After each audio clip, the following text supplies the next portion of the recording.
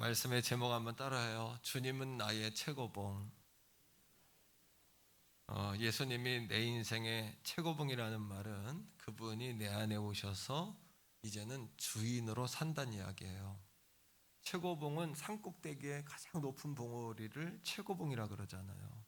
주님이 내 인생의 가장 높은 정상에 계시는 최고봉이시다, 이런 얘기입니다. 그런데 이상하게도 우리에게 잘 고쳐지지 않은 고질병이 있어요. 어떤 병이 있냐 하면은 어떤 영역에서는 주님을 열렬하게 환영해요. 주님 도와주세요. 주님 없으면 안 돼요. 높은 보좌에 막 올리고 막 주님 이렇게 그럴 때가 있는데, 어떤 영역에서는 기어코 그분을 멀리 하려고 하는 거예요. 어떤 거? 주님이 원하지 않는 장소를 갈 때, 주님이 아주 부담스러워요. 같이 계신다는 게. 주님이 원치 않는 말을 해야 될 때, 주님이 내 안에 계신다는 게 너무 부담스러워요. 주님이 기뻐하지 않는 생각을 할 때, 주님이 나와 함께 하신다는 것은 곤욕스럽고, 내가 주님이 원치 않는 사람을 만나야 될 때, 주님이 나와 함께 한다는 것이 거치장스러울 때도 있다는 거예요. 예수님은 우리에게 있어서, 저와 여러분들에게 있어서 이 부분을 슬퍼하세요. 우리는 예수 믿는 사람으로서 예수님을 그분의 신분과 그분의 영광에 맞게 그분을 모셔야 돼요. 그 이유가 있습니다. 왜 그래야 될까요? 왜 예수님이 우리의 인생의 최고 봉우리, 최고봉, 그분이 내 안에 들어와셔서 주인으로 사셔야 될까요? 자, 사도행전 17장 24절 25절인데, 사도 바울이 아덴 사람들이 지식으로 꽉 차서 하나님을 인정하지 않을 때 그들로 하나님을 왜 섬겨야 하는지에 관해서 복음을 전하는 내용이 나오고 있어요.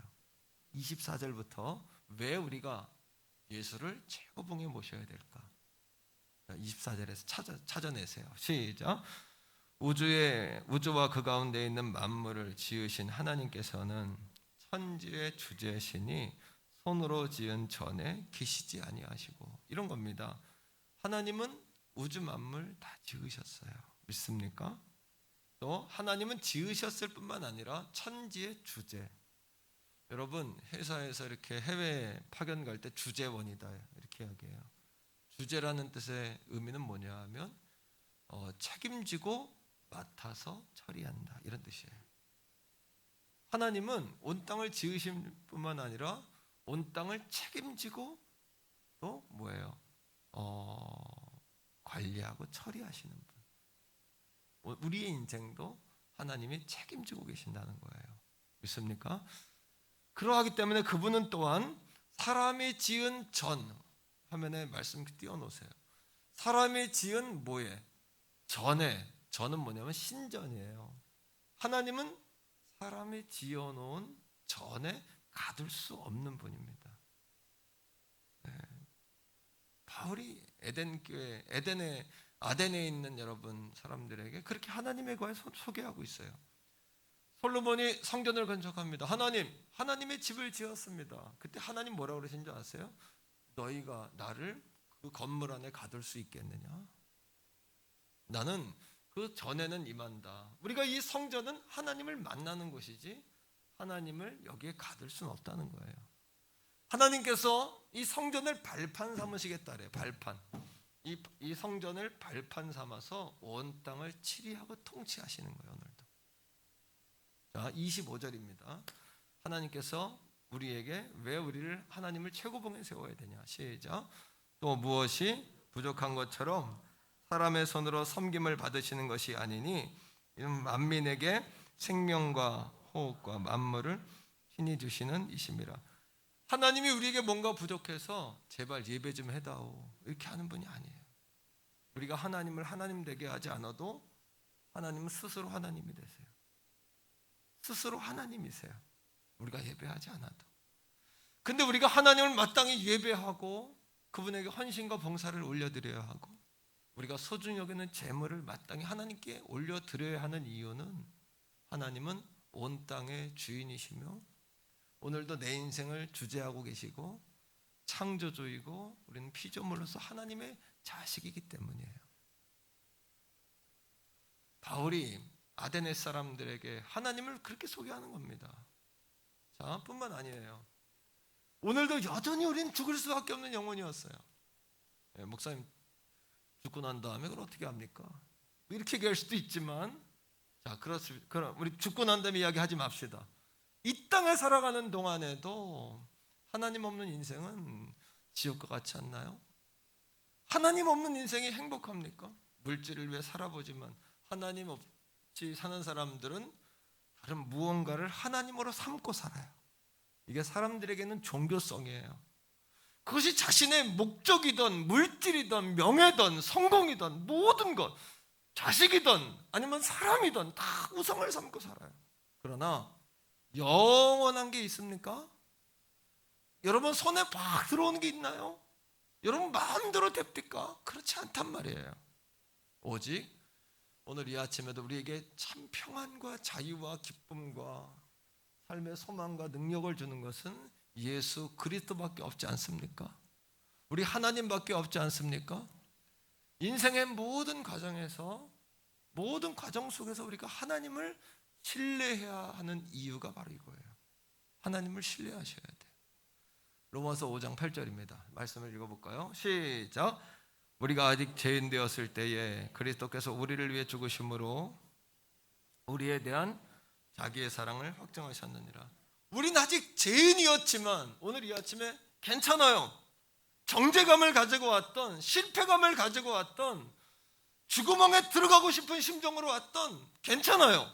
왜? 그런 우리를 위하여 예수님이 십자가에 죽으셨기 때문이에요. 이것이 하나님의 사랑이기 때문이에요. 할렐루야. 그러하기에 우리는 주 예수 그리스도를 우리 인생의 최고봉에 올려야 돼요. 자, 빌립보서 2장 9절 10절에 10절 11절에 그러하기에 우리가 예수가 우리 인생의 최고봉이 된다고 하나님 말씀하고 계세요. 10절입니다. 다 같이. 오늘 본문입니다만 시작. 하늘에 있는 자들과 땅에 있는 자들과 땅 아래에 있는 자들로 모든 무릎을 예수의 이름에 꿇게 하셨다. 하늘에 있는 자, 구원받은 자, 또는 천사일지라도, 땅에 있는 자, 살아있는 자, 우리들, 땅 속에 있는 자, 이미 죽은 자일지라도 모든 무릎을 예수의 이름에 꿇게 하세요. 왜? 예수 아니면 우리가 하나님 백성 되는 길이 없어요.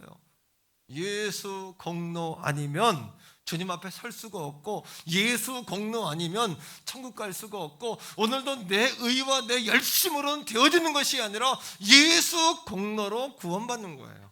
예수 공로로 하나님 자식 되는 거예요. 어차피 우린 연약하고 죄인이며 하나님과 원수되고 여전히 정죄감에 시달릴 수밖에 없는 그런 존재라는 사실을 명심하셔야 돼요. 그러하게 예수가 우리 인생의 최고봉입니다. 11절 다 같이 읽습니다. 시작. 모든 힘으로 예수 그리스도를 주라 시인하여, 모든 예수를 주로 시인하는 자마다 구원을 받아요. 주님의 이름을 부르는 자마다 구원을 받아요. 이게 얼마나 영광스러운 특권입니까?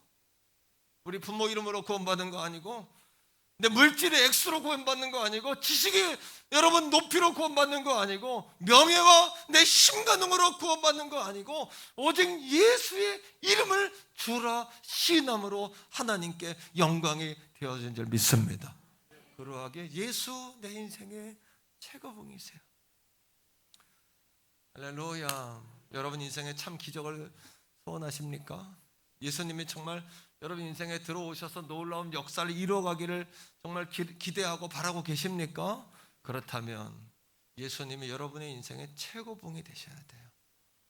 예수를 최고봉 만들어서 내 인생의 기적을 만들어내자, 이거는 순서가 바뀐 겁니다. 예수님이 내 인생의 최고봉이 되시고 나를 주재하고 나의 주인이 되시면, 로드십, 리더십을 예수께서 철저하게 쥐고 계신다면 예수가 내 인생을 만들어 가신다는 이야기예요. 주장해 가신다는 이야기예요. 오늘도 바꿔 가신다는 이야기예요. 할렐루야. 자, 두 번째입니다. 그렇다면 예수가 최고봉인 삶을 우리가 살고 있냐는 질문입니다. 지휘자님, 바지자님, 다 전체 우리 방송실에 있는 팀들도 우리 모두에게 질문합니다. 앞에 있는 장로님, 권사님들에게 질문합니다. 예수가 우리 인생의 최고봉의 자리에 올라와 있냐는 거예요. 다시 말하면 예수가 최고봉에 올라와 있는 사람의 삶은 어떤 삶이냐는 겁니다. 자, 첫 번째는 이제는 사는 이유도 죽는 이유도 주를 위해서예요. 자, 말씀 속에서 로마서 14장 8절인데 우리가 살아도 누굴 위해 살아요? 주를 위해서. 죽어도 누굴 위해 죽어요? 주를 위해 죽나니 그러므로 사나 죽으나 우리가 주의 것이로다. 믿습니까, 여러분? 우리가 살아도 예수가 주인이요 죽어도 예수가 주인이라면 우리 인생의 모든 프로세스 가운데 하나님을 신뢰할 수 있지 않겠습니까? 우리 인생의 모든 과정 속에 병들었어도 주님이 내 주인이시고, 가난해도 주님이 내 주인이시고, 시험 가운데 있어도 주님이 내 주인이시라면 이제는 예수가 주인 된 사람은 아프다는 얘기도 마음대로 하면 안 되고요, 배고프다는 얘기도 마음대로 하면 안 되고요, 성질낸다는 이야기도 마음대로 하면 안 되고요, 두렵다는 이야기도 마음대로 표현할 수가 없어요. 왜? 예수가 내 인생의 주인이니까. 그 표현조차도 예수가 내 인생의 주인이 아니라 내가 주인 된 고백이 되어버리니까. 힘들다는 이야기도 마음대로 할 수 없어요. 서럽죠. 예. 따라합니다. 살아도 주를 위해, 죽어도 주를 위해. 이 말은 여러분 우리랑 관계없는 이야기가 아니라 이제는 몸이 아파도 예수가 주요, 건강해도 예수가 주요, 부유해도 예수가 주요, 가난해도 예수가 주인이시기에 내 인생의 모든 프로세스 과정 속에 내가 철저하게 하나님을 신뢰할 수 있다는 고백인 거예요. 갈라디아 2장 20절을 볼까요? 자, 여러분 예수가 최고복인 사람의 삶이 어떤 삶일까요? 자, 2장 20절을 같이 읽습니다. 시작. 내가 그리스도와 함께 십자가에. 자, 이거는 날마다 제가 강조하는 거예요. 따라합니다. 예수와 함께 십자가에 못 박혔다. 뭐가요? 예수 만나기 전에 내 육체의 정욕, 이생의 자랑, 안목의 정욕, 육체의 자랑, 여러분 그죠? 눈에 보이는 것에 의하여 그냥 살고요, 화려한 거, 높은 거, 좋은 거, 비싼 거, 육체 느끼는 대로요, 그냥 뭐예요? 육체 소유욕, 뭐 성적인 욕구, 막 그냥 갈취욕, 내가 막 그죠? 이런 거요. 그리고 이런 걸 향해 따라 살았어요, 지금까지. 그러나 이제 내 주인이 바뀌니까 내 욕구에 의해 사는 것이 아니라 예수의 명령으로 사는 거예요. 예수의 은혜로 사는 거예요. 예수의 사랑으로 사는 거예요. 예수의 인도하심으로 사는 거예요. 자, 이런 의미입니다. 자, 그 다음에 두 번째, 시작. 이제는 내가 사는 것이 아니고 오직 내 안에 누가? 그리스도가 사신다는 것은, 따라합니다. 예수, 내 인생의 최고봉. 예수가 내 안에 들어와 나를 주재하시고 책임지고 다스리시며 나의 주인으로 사신다는 거예요. 내 안에 들어와서. 근데 예수 믿은 사람 가운데도 예수 믿었지만 구원도 받았는데 여전히 우리가 예수를 믿으면서 자유가 없고 변화가 없는 이유가 뭘까요? 그 이유는 예수를 꼬랑지에 놓고 사는 거예요. 내가 여전히 주인의 자리에 앉아 있는 거예요. 예수님을 문 밖에 세워놓고 사는 거예요. 문 밖에 세워놨다는 얘기는 예수님 괄세하고 사는 거예요. 문 밖에 세워놨다는 얘기는 예수님과 더 이상 교제하지 않고 서먹서먹한 관계가 되었다는 이야기예요. 서먹서먹한. 예수와 관계없는 예배는 능력이 없고, 예수와 관계없는 말씀은 능력이 없고, 예수와 관계없는 찬양은 역사가 일어나지 않고, 예수와 관계없는 기도는 응답이 없고. 할렐루야. 깨닫게 되시기를 주의 이름으로 축복합니다. 예수를 오래 믿어도 예수가 없는 오래 믿음은 역사하심이 없는 거예요. 예수를 짧게 믿어도 예수를 내 안에 들어와서 내 인생의 최고봉으로 딱 모신 사람은 예수가 그 사람을 만들어가기에 처음에는 약한 자 같지만 결국엔 강한 자로 살게 되고, 처음에는 가난한 자 같지만 마침내 부유한 사람으로 살게 되고, 물질적인 부여가 아니라 마음의 부여, 영적인 부여, 더불어 물질적 부여도 따라오는 거죠. 여러분, 작지만 큰 사람으로 사는 거고, 사람들 보기에 외모는 형편없지만 하나님 보실 때 내 마음에 딱 맞는다 말했던 타입과 같은 인생을 살게 되는 줄로 믿습니다, 여러분. 그런 인생을 살게 되는 거죠. 역전을 살게 되는 거죠. 광야에 길을 내는 삶을 살게 되는 거죠. 사막에 샘을 터뜨리는 삶을 살게 되는 거죠, 여러분. 마지막으로 계속해서, 자, 내가 육체 가운데, 그러나 지금도 육체 가운데 사는 것은 나를 위해 자기 몸을 버리신 하나님의 아들을 믿는 믿음에 사는 것이다. 제임스 패커라는 신학자가 이거에 대해 이렇게 해석했어요. 주님이 나의 내면을 통치하신다는 것은 따라합니다. 하나님과 함께 사는 기쁨과 자유를 누리고 사는 거. 할렐루야. 여러분, 세상의 모든 것은 다 소모돼요. 사람들하고 만나서 여러분 오래 이야기하면 막 힘이 솟나요? 힘이 소모되죠. 막 힘이 소모돼. 예, 운동도 건강을 위해 하는 운동도 계속하면 이게 여러분 힘이 점점 나나요? 지치고 힘든 거예요, 이것도요. 그죠? 세상의 모든 게 다 마찬가지입니다. 하지만 여러분, 예수 안에서 누리는 이 예배, 이것이 참 예배라면, 주님과 동행하는 예배라면, 성령이 임재하는 예배라면, 이 예배를 통하여 우리는 기쁨과 자유를 누리게 되어지는 거예요. 역사하심을 누리게 되어지는 거예요. 아멘이십니까, 여러분? 그 은혜를 누리게 되는 거예요. 종종 해외로 휴가를 가잖아요. 저도 사역 때문에 나가면 해외로 여행 가는 사람들이 제일 좋아하는 게 뭔지 아세요? 뭐냐 하면 새로운 것들을 보는 것이 좋은 게 아니라 한국말이 안 들리는 게 좋은 거예요. 얼마나 말이 우리를 지치게 합니까? 그죠? 저도 한국말이 안 들리는 게 좋아요. 그래서 해외를 가면 제일 좋은 게 한국말이 안 들리는 거예요. 얼마나 사람들의 말이 우리를 피곤하게 합니까? 그러나 하나님의 말씀, 우리 영혼을 깨우고 뿔송이보다 더단 하나님의 능력의 메시지인 줄로 믿습니다. 할렐루야. 오늘도 우리를 살리고 깨우는 말씀인 줄로 믿습니다, 여러분. 자, 예수를 최고봉에 올려놓고 산다는 삶은요, 어떤 삶이냐면 이제부터는, 따라합니다, 이제부터는 주인을 모신 삶이다. 바꿔 얘기하면 우리가 청지기라는 거예요. 청지기. 오이코노모스라고, 헬라어 오이코노모스라고 그래요. 오이코스라는 것은 집입니다. 노모스라는 것은 관리자, 이런 뜻입니다. 우리는 다시 말하면, 따라합니다, 하나님께서 맡기신 것을 관리하며 결산을 받아야 한다. 근데 우리가 늘 잊고 사는 건 뭐냐 하면, 하나님께 받아 산다는 건 다 알아요. 다 주신 거라는 거 알아요. 근데 마지막 청지기는 주인이 와서 결산한다는 걸 잊고 살아요. 우리가 그걸 잊고 살아요. 5가지의 청지기가 돼야 됩니다. 우리 따라합니다. 시간의 청지기.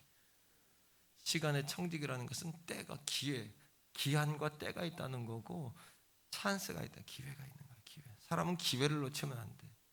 하나님 신 기회가 있어요. 또 한 가지, 종말론적인 사고를 하고 살아요. 결산할 때가 있다. 결산한다. 결산합니다, 하나님께서. 두 번째, 따라합니다. 재물의 청지기. 모든 것이 주님이 주신 거라는 고백을 가지고 주님 영광을 위해 쓸 수 있는, 사용할 수 있는 내 것이 아니다, 주님의 것이다 하는 재물의 청지기. 세 번째입니다. 가정의 청지기. 자, 부부를 뭐라 그러냐면, 따라요, 돕는 배필. 이걸 에제르라고 하면, 히브리어 에제르.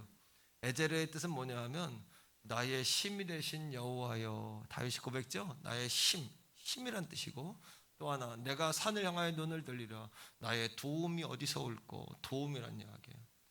다시 말하면 남편과 아내의 관계는요, 어떤 관계냐 하면, 아내는 남편에게서 하나님이 그 사람을 돕듯이, 나를 돕듯이 아내는 남편을 도와줘야 돼요. 남편은요, 아내를 어떻게 도와줘야 되냐면 하나님이 나의 힘이 되듯이 나를 도와줘야 돼요. 자, 부모와 자녀 관계는 어떤 관계냐면 동역자 관계예요. 서로 부모가 자녀를 영혼으로 바라봐요. 물건으로 보면 안 돼. 소유물로 보면 안 돼. 영혼으로 바라보고 인격으로 바라보고 소중히 여기셔야 돼요. 자녀는 부모를 어떻게 바라봐야 되냐 하면 하나님이 내게 주신 하나님 다음과는 눈에 보이는 하나님으로 보셔야 돼요. 이게 복을 받는 비결이에요. 이게 복을 받는 비결이에요. 따라합니다. 에제르. 돕는 배필. 가정도 내 것이 아니라 하나님이 내게 맡기신 청지기. 하나님 내게 맡기신 것이다. 자, 여러분, 네 번째입니다. 직업의 청지기. 다섯 번째입니다. 재능의 청지기. 우리에게는 직업과 재능을 통해 하나님께 영광을 돌리고 다 내게 맡기신 것이다. 내게 맡기신 것이다. 그러나 구원받은 후에도 여전히 우리가 청지기 된 삶을 살지 못하고 나는 죽고 예수로 사는 삶을 살지 못한 이유가 뭘까요? 그 이유가 뭘까요? 자, 하나님 예수님께서 라오디게아 교회를 통해서 우리에게 말씀하고 계시는 거예요. 요한계시록 3장에 보면은 14절로 16절 말씀입니다. 라오디게아라는 지역은 히에라폴리스라고 합니다. 이 시대에는 히에라폴리스. 거기는요 온천지대예요. 온천지대. 그럼 온천이 펑펑 터지는데 그 자기들이 만든 겁니까? 하나님 주신 거지. 부자 동네, 부자 동네. 그래서 유럽에서 병을 고치러 거기 물에 목욕을 하면 고친다는 그 여러분 소문이 나가지고 사람들이 얼마나 많이 병 고치러 온지 몰라요. 그러니까 온천 걷어서 발달한 산업인데 그 산업이 뭐냐면 장례 산업이에요. 장례. 왜? 병 고치러 와도 죽는 사람이 너무 많으니까 들어간 입구부터 십자가가 쫙 놓여 있어요. 무덤들이 쫙 있어요. 온천이 있고요. 또 한 가지 발달한 게 있는데 뭐냐면 목화 산업, 목화. 유럽 쪽에서 명품은 다 터키의 목화. 제가 갔을 때도 보니까요, 뭐 버버리니, 페르가모니, 뭐 붓진 이런 상설 매장이 쫙 펼쳐져 있어요. 그러면 뭐 150달러, 100달러면 얼마든지요. 그 정도면 진짜인지 모르겠지만 다 삽니다. 사가지고 입고 오는 거예요. 거기 가면 다 부자 동네예요. 그러나 하나님 라오디게아 교회를 책망하세요. 뭘 가지고 책망할까요? 여기서 우리 오늘 나를 보셔야 돼. 나. 14절 읽어봅시다. 다 같이 읽습니다. 자, 라오디게아 교회가 왜 책망을 받았을까요? 시작. 라오디게아 교회의 사자 목회자에게 편지하라고 예수님 명령하시는 거예요. 그 다음에 아멘이시요 충성되고 참된 증인이시요 하나님의 창조의 근본이시니가 예수 그리스도는 아멘이고 충성이시잖아요. 그죠? 예수님이 말씀하신다는 얘기예요. 자, 15절 그들의 문제입니다. 시작. 내가 내 행위를 아노니 내가 차지도 아니하고 뜨겁지도 아니하도다. 내가 차든지 뜨겁든지 하기를 차갑지도 않고 뜨겁지도 않아요. 이게 왜 문제가 될까요? 16절 내가 이같이 미지근하여 뜨겁지도 아니하고 차지도 아니하니 내 입에서 너를 토하여 버리리라. 두 가지 의미가 있습니다. 첫째는 미적지근한 신앙생활이에요. 미지근하다는 신앙은 뭐냐면요, 열정을 잃어버렸다는 이야기예요. 열정을 잃어버렸다는 차갑지도 않고 뜨겁지도 않아요. 무책임하고 우유부단해요. 안다니제니 어렵고 가제니 힘들고 이거예요. 언제부턴가 내 마음에 이 마음이 생겼어요. 이걸 라오디게아 교회랑 하여 주님이 딱 지적하시는 거예요. 자, 미지근한 신앙이 왜 문제일까요? 가제니 힘들고 안 가제니 부담스럽고 이런 신앙에 관하여 왜 주님이 지적하실까요? 두 번째는 이겁니다. 라오디게아 교회에 미지근하다는 그 표현을 쓴 이유는 뭐냐면 온천지대입니다. 온천의 물은 뜨거우면 약효가 있어요. 피부병도 치료하고 마시면 또 위장병도 치료합니다. 이게요. 라오디게아 지역의 뜨거운 온천은 그래요. 문제는 뭐냐? 이 물이 미지근해지면 거기에 오염이 되면서 병균이 들어옵니다. 그럼 어떻게 돼요? 이 물은 병균이 섞이기 시작하면 이 물을 마실 수가 없고 이 물을 토할 수밖에 없다는 거예요. 쓸모없는 물, 버림받을 수밖에 없는 물이 되는 거예요. 우리 오늘의 신앙도 마찬가지예요. 예수가 내 인생의 최고봉이 되지 못한 이유는 뜨겁지도 않고 차갑지도 않고 미지근한 신앙의 상태에서 주님이 써먹을 수도 없는, 쓸 수도 없고 안 쓸 수도 없는 이런 처지에 우리 신앙이 처했다는 거예요. 두 번째 문제입니다. 라오디게아 교회의 문제를 통해 나의 문제를 보셔야 돼요. 17절. 다 같이 17절 말씀 있습니다. 시작. 내가 말하기를 나는 부자, 자만심. 실제로 그들 온천, 목화 자기들이 한 겁니까? 온천도 하나님 터트려 주신 거예요. 목화, 농사 졌다고 내 겁니까? 비바람, 태양과 물 하나님 주신 거예요. 여러분 인생 생업, 여러분이 여러분 겁니까? 여러분 노력과 힘은 여러분이 대해야 되지만 구멍 뚫린 전대 메우시는 건 주님이 하실 일이에요. 여러분들이 벌었다고 여러분 겁니까? 메뚜기 재앙 오면 끝나는 거예요. 사건 사고 터지면 그날로 끝나는 거예요. 하나님 막아주시지 않으면 안 되는 거예요. 그걸 알아야 겸손이에요. 영적 자만심이 들어가지고 내가 부자라. 그 다음 뭐라고 이야기해요? 시작. 부유하여 부족한 것이 없다니. 자만심이 드니까 그 다음에 읽어보세요. 시작. 내 곤고한 것과 가련한 것과 가난한 것과 눈먼 것과 벌거벗은 것이 안 보여요. 세 가지 문제. 첫째, 여러분 자만심이 들어오면요 그들이 스스로 내 거다 하게 되는 거예요. 두 번째는 이런 겁니다. 자만심이 들어오면 자만심의 안경을 쓰게 되면 우리의 눈이 멀게 되니까 우리 처지를 못 봐요. 겉밖에 안 보여요. 좋은 옷 입은 거, 많은 물질 가진 거, 이거밖에 안 보여요. 사실 그 하나님이 주신 거를 잊어먹는 거예요. 세 번째 문제입니다. 자만심을 가지면 더 이상 변화를 거부하고 불편해해요. 내가 더 배워야 되나? 더 헌신해야 되나? 내가 아직까지 뭘 더 알아야 되나? 이런 교만이 들어와요. 자만심이 들어와요. 내가 뭘 더 해야 되나? 이 정도 하면 됐지? 그러면서 변화에 대한 메시지가 선포되면 매우 불편해하는 거예요. 그러니까 자만심이 들어오면 신앙 상태가 미지근해져요. 이건 분리된 게 아니에요. 자만심이 들어오면 미지근해지고, 미지근한 신앙을 가만히 들여다보면 그 안에 자만심이 있는 거예요. 여러분 자신의 신앙을 진단해 보세요. 예수님의 말씀이에요. 예수가 내 인생의 최고봉이 되지 않으면 지금까지 예수밖에 모르고 살았던 인생 세월 동안 경험했던 기적은 멈추게 돼 있어요. 오늘도 사랑하는 성도 여러분, 저도 여러분도 영적 자만심의 안경을 벗어낼 수 있기를 축복합니다. 저도 목사가 된 지 20년이 넘었어요. 근데 세월이 가면 갈수록 느끼는 건 뭔지 아십니까?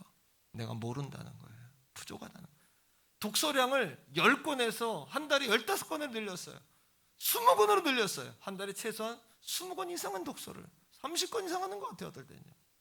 두 가지 깨달았어요. 하나, 공부는 해도 모자란다는 거. 두 번째는 뭔지 압니까? 모든 지식은 돌고 돈다는 거. 조금 바꿔 새로운 지식이지 완전히 새로운 지식은 없다는 거. 하지만 하나님의 말씀은 아침마다 새롭고 또 새롭다는 거. 이 말씀은 지식이 아니라 사람 움직이는 능력이구나. 이거를 아침마다 깨닫는 거예요. 자, 세 번째, 그들의 신앙은 어떤 신앙이냐 하면 라오디게아 교회 신앙은요, 예수님과 관계가 결국엔 단절됐어요. 그래서 20절 말씀 이렇게 이야기해요. 20절을 보세요. 자, 요한계시록 3장 20절인데 이렇게 이야기합니다. 볼지어다. 예수님이 어디 지금 계세요? 내가 어디 있다? 문 밖에 서 있다. 결국 이 문 밖에 서 있다는 건 예수님을 괄시하고 산다는 거예요. 문 밖에 서 있다는 건 예수님과의 관계가 멀어졌다는 이야기예요. 오늘 이 아침 이 자리에 우리 사랑하는 성도들 가운데 주님과의 관계가 멀어진 사람이 있다면 라오디게아 교회의 지적을 나의 지적으로 알고 다시 주님 앞으로 열심을 내며 회개하고 돌아올 수 있기를 주의 이름으로 축복합니다. 라오디게아 교회가 책망을 받는 거예요. 다시 말하면 내적 신앙이 아니라 외적 신앙, 보여주는 신앙. 사람들이 보여주고 많은 사람이 보여주는 것만 좋아해요. 하지만 은밀한 곳에서 주님과의 교제가 없는 거예요. 기도 생활도 없어요. 말씀을 묵상하면서 주님과의 대화도 없어요. 예배하는 가운데 하나님을 개개인이 만나는 개인적인 접촉도 없어요. 어쩌면 우리가 뜨뜻해지근하게 그냥 안 갈 수도 없고 가정이 힘들고 안 갈 수도 없고 이런 신앙으로 바뀌는 거예요. 코로나 시대에 정말 위험한 것은 뭐냐 하면요, 비대면 예배, 온라인 예배가 위험한 게 아니에요. 우리가 예수님을 문 밖에 세워놓고 있는 거. 이 교회를 향한 주님의 진단입니다. 네 가지로 진단하십니다. 말씀 속에서 찾겠습니다. 18, 19절이에요. 네 가지의 진단, 이 말씀을 딱 마음에 심으세요. 18절입니다. 시작. 내가 너를 권하노니 내게서 불로 연단한 금을 사서 부유하게 하고 흰옷을 사서 입어 벌거벗은 수치를 보이지 않게 하고 안약을 사서 눈에 발라보게 하라. 세 가지입니다. 따라합니다. 연단한 금을 사라. 너희가 가지고 있는 온천과 목화를 통한 물질, 돈, 그것이 부자가 아니라 진정한 부자는 하나님 하늘문을 열고 사는 사람이 진정한 부자다. 하늘의 보고를 열고 사는 사람이 진정한 부자다. 하나님의 상속을 받고 사는 사람이 진정한 부자다. 믿습니까, 여러분? 이 말씀 이해가 되십니까? 두 번째입니다. 따라하겠습니다, 여러분. 두 번째로 흰옷을 입으라. 18절에 보니까 흰옷을 사서 입으래요. 그들이 목화로 치장을 한 정말 최고급 옷을 입고 명품의 옷을 입고 있지만 옷감으로 옷을 지어 입고 있지만 주님의 눈에 볼 땐 벌거벗고 있는 것과 똑같은 거. 좋은 옷을 입고 있고 좋은 집에 살지만 실제로는 그들은 노숙자와 같은 삶을 살고 있었고 주님의 눈에 볼 땐 가련하고 불쌍하고 벌거벗고 사는 눈으로 보인 거예요. 주님이 흰 옷을 사서 입으라는 이야기는 무슨 얘기냐면 따라합니다. 예수 그리스도로 옷을 입으라. 머리부터 발끝까지 영적으로 무장하라는 이야기예요. 세 번째입니다, 여러분. 자, 우리 따라합니다. 안약을 사서 바르라. 어릴 적에 우리 시골에 물가가 많았어요. 늘 끊이지 않은 병이 있는데 두 가지 병이에요. 물이 많은 곳엔 눈병하고 귀병이에요. 그죠? 평파 여름 내내 물가가 사니까 눈병 걸려요. 히에라볼리스 라오디게아 교회에는요 온천지대니까 안약이 발달했어요. 안약이 너희들의 그 눈먼 그 부위에 안약을 발라서 나을 수가 없고, 이 안약은 뭐냐면 예수님의 십자가의 부활의 약을 발라야 되는 거예요. 성령의 부활의 약을 발라야 되는 거예요. 오늘도 여러분들의 눈에 예수님의 십자가의 부활로 덮여지기를 주의 이름으로 축복합니다. 여러분, 성령의 치료에 강선이 비추어지기를 주의 이름으로 축복합니다. 이 성령의 빛이 비춰야 되는 거예요. 예수님의 빛값이 여러분들의 눈에 비춰져야 되는 거예요. 믿습니까, 여러분? 네 번째입니다. 자, 19절에 보니까 따라합니다. 열심을 내라, 회개해라. 회개의 참된 의미는 원 상태로 돌아가셔야 된다는 거예요. 그게 뭘까요? 자, 20절입니다. 20절 다 같이 했습니다. 자, 문 밖에 계신 예수님, 꼬랑지에 계신 예수님을 어떻게 해라? 자, 시작. 볼지어다 내가 문 밖에 서서, 예수님이 문 밖에 서서 두드린다는 것을 라오디게아 교회가 예수를 믿었지만 예수님 문 밖에 내놓고 있는 거예요. 라오디게아 교회 옆에는 골로새 교회입니다. 둘 다 눈바라는 여자의 집에서 시작했어요. 골로새 교회에서 3km밖에 안 돼. 눈으로 보여요, 라오디게아가. 라오디게아 교회는 여러분 골로새 교회와 더불어서 여러분 자발적으로 성도들의 움직임에 세워진 교회예요. 얼마나 주님을 사랑했으면 성도들이 스스로 교회를 세웠을까요? 부자 동네에, 골로새 교회에서 부자 동네에 들어가 그 사람들을 변화시킨 거예요. 가난한 사람들이 얼마나 기도를 많이 했을까요? 얼마나 예수가 그들의 중심에 있었다면, 그들이 중심에 있었기에 그들이 가서 그렇게 복음을 전할 수 있었을까요? 자, 그런데 주님이 지금 문 밖에 계시는 거예요. 그들의, 그러니까 껍데기밖에 안 남은 이면적 그리스도인이 아닌 이면적, 표면적 무늬만 그리스도인으로 사는 거예요. 같이 여러분 20절을 오늘 여러분들의 메시지로 듣고 읽어봅시다. 내가 문 밖에서 두드리느니, 그 다음입니다. 시작. 누구든지 내 음성을 듣고 문을 여세요. 다시 문을 여세요. 여러분, 영적 자만심의 안경을 벗어버리세요. 아멘. 미지근한 신앙을 깨뜨려 버리세요. 거기서부터 시작해요. 거꾸로 가면 오래 걸려요. 다시 한번 고백합니다. 자, 그에게로 들어가. 시작. 그에게로 들어가 그와 더불어 먹고 그는 나와 더불어 먹으리라. 오늘 우리의 마음을 여는 거예요. 예수님, 꼬랑지가 아니라 내 마음의 중심에 오세요. 예수님, 내가 구원받았지만 예수님을 하수인처럼 여겼어요. 예수님, 내 인생의 최고봉에 오세요. 할렐루야. 예수가 이끄는 교회가 되기 원하고, 예수가 이끄는 주의 종이 되기 원하고, 예수가 이끄는 우리 성도들 한 사람 한 사람, 여러분 나 자신이 되기를 주의 이름으로 축복합니다. 결론이에요. 같이 한번 따라합니다. 예수 나의 최고봉. 노래 부르며 살자. 지금 그거 노래 부르며 사세요. 예수가 내 인생의 최고봉이라고 노래를 부르고 사세요. 여러분, 예장합동에서 그 청년 청소년들을 조사했어요. 교회를 왜 떠났을까? 이걸 가지고 다큐를 만들었어요. 오늘의 교회에서, CGN TV에서. 교회를 떠난 이유, 아이들이. 예장통합 측 여러분 통계에 의하면 어린이 교회학교는 50%밖에 안 된대요. 어린이 교회학교 움직이는 교회. 장로교는 우리 통계보다는 3배, 4배가 되는 교회 사이즈가. 청소년부가 움직이는 교회는 25%밖에 안 된대요. 청소년 가운데 예수 믿는 아이는 3.5%, 학교에 3.5%밖에. 미전도 종족이라 그래요. 좀 청소년 청년들. 교회를 안 다닌 게 아니라 교회를 다니다 떠난 애들이 많아요. 그 애들이 뭐라고 했는지 아십니까? 그걸 다큐로 만들었는데 그 아이들이 교회를 떠나는 3가지예요. 여러 가지 스토리가 나옵니다만 세 가지로 정리해 볼게요. 첫째, 사람에 대한 실망감이에요. 사람에 대한 실망감. 맞아, 실망했어가 아니라 저도 여러분도 사람들에게 실망시켰을 수 있어요. 사람에 대한 실망감. 어떤 거? 말로만 사랑하지 정말 사랑하지 않는다. 어떻습니까, 여러분? 아이들이 이야기하는 사람 간의 갈등. 교회 왔더니 사람 때문에 실망하는 거예요. 세상이나 교회나 똑같다. 아이들 마음에 그런 마음이 드는 거예요. 그러면서 그 아이들이 뭐라고 이야기합니까? 아십니까? 자기들이 더 이상 교회를 다녀야 될 이유가 없다는 것을 알게 됐다는 거예요.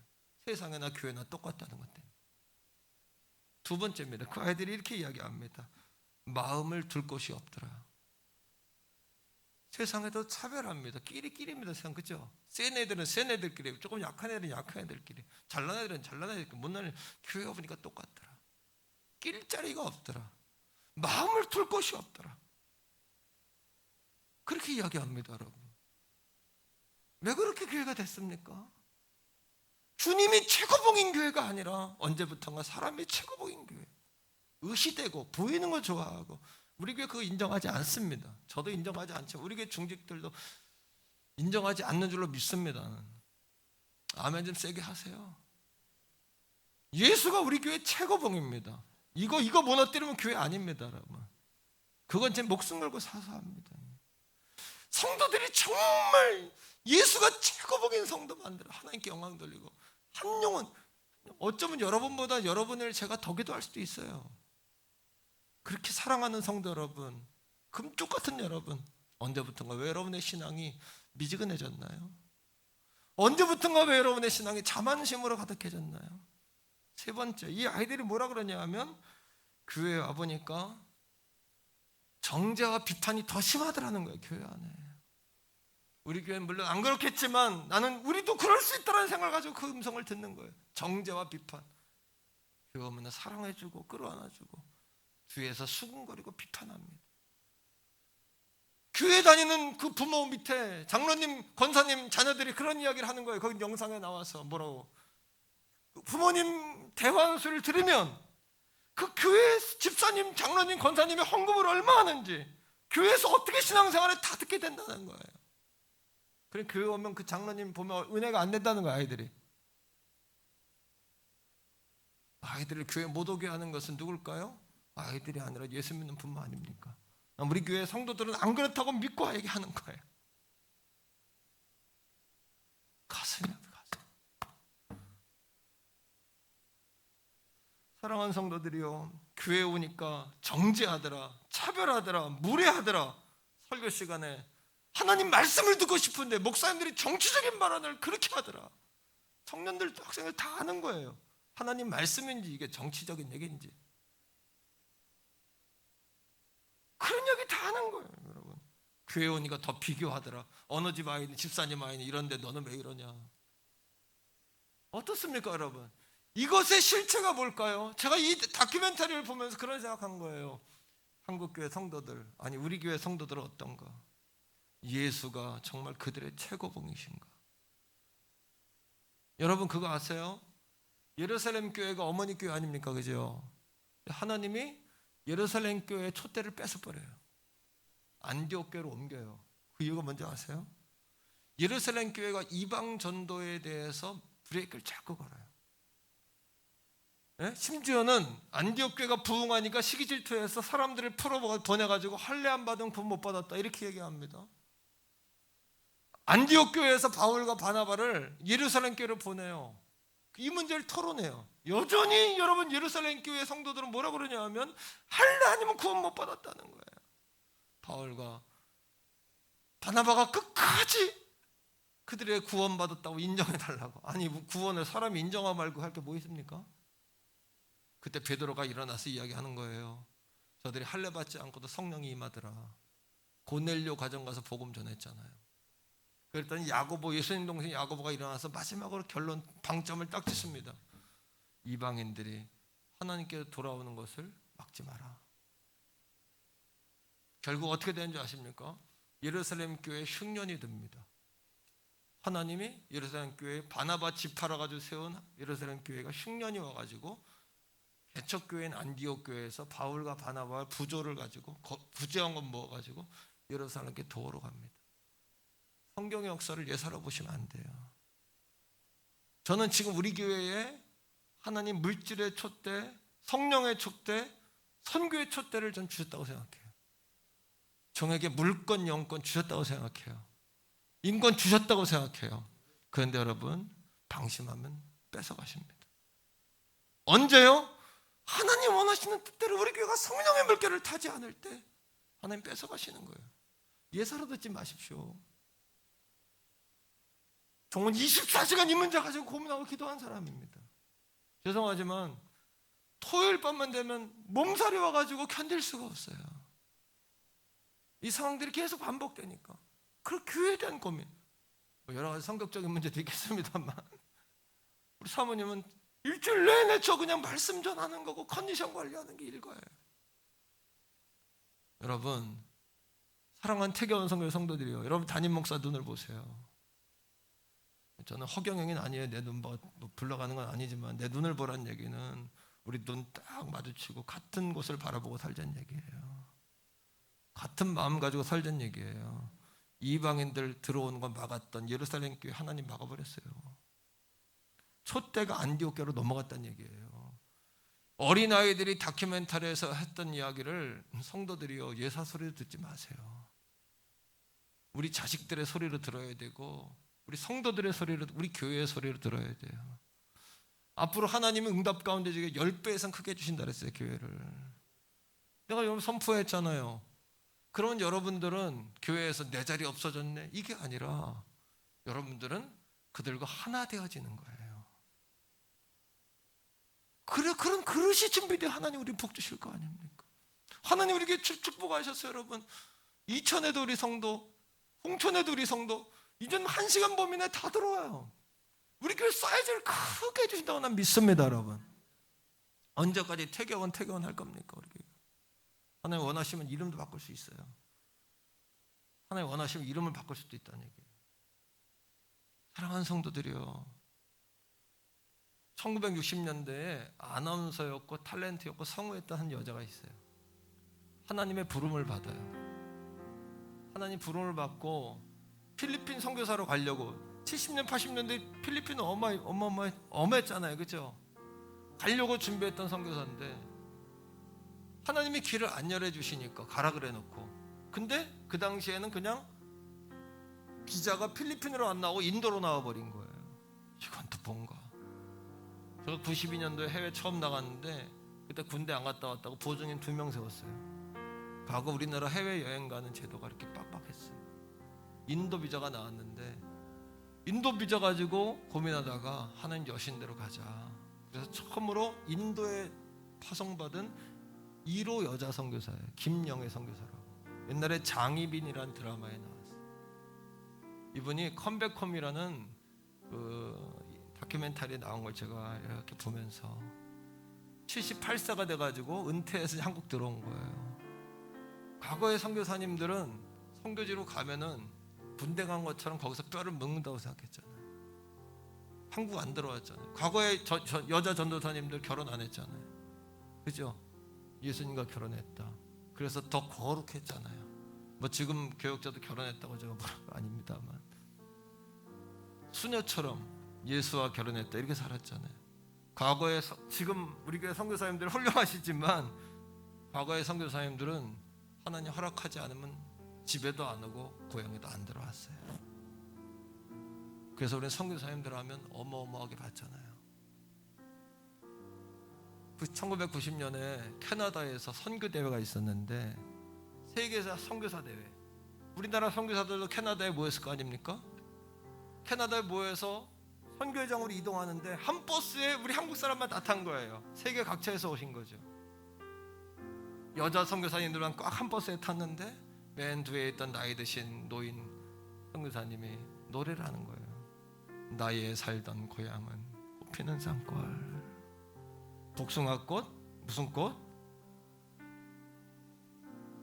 살구꽃, 아기 진달래, 울긋불긋 꽃대걸, 아기 진달래, 그 속에서 놀던 때가 그랬습니다.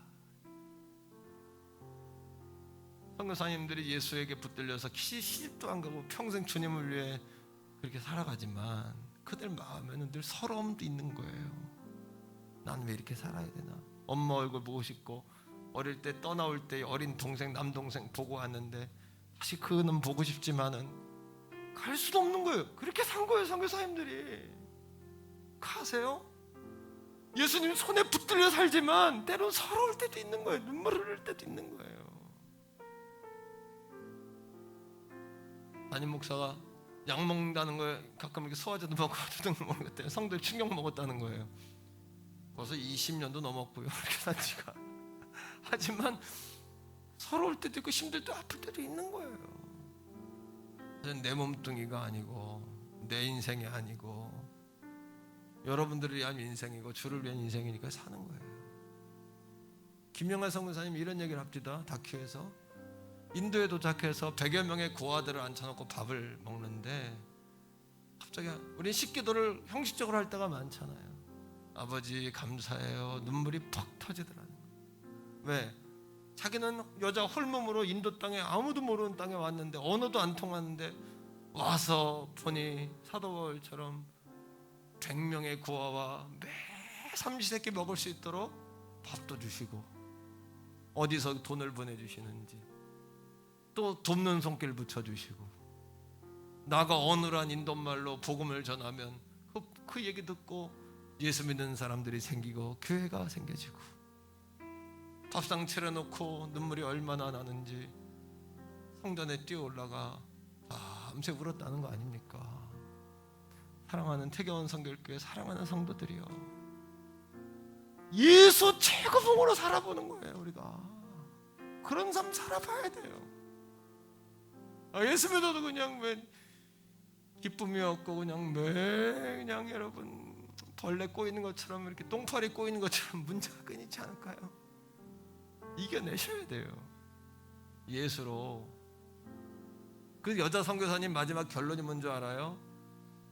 모든 인생의 프로세스에 하나님을 신뢰하고 살자. 우리 인생의 모든 과정 속에서 하나님을 신뢰하고 살자는 거예요. 할렐루야. 그렇습니다. 사랑하는 가족 여러분, 우리 가정과 교회에서 저와 여러분이 정말 예수 최고봉의 삶을 산다면 아직 거 비대면이 뭐고 온라인이 뭐뭐 걱정할 게 있어요. 여러분 뭐 마지막 때 우리가 예배 못 드리러 올 수도 있어요. 그때도 걱정 없는 거예요.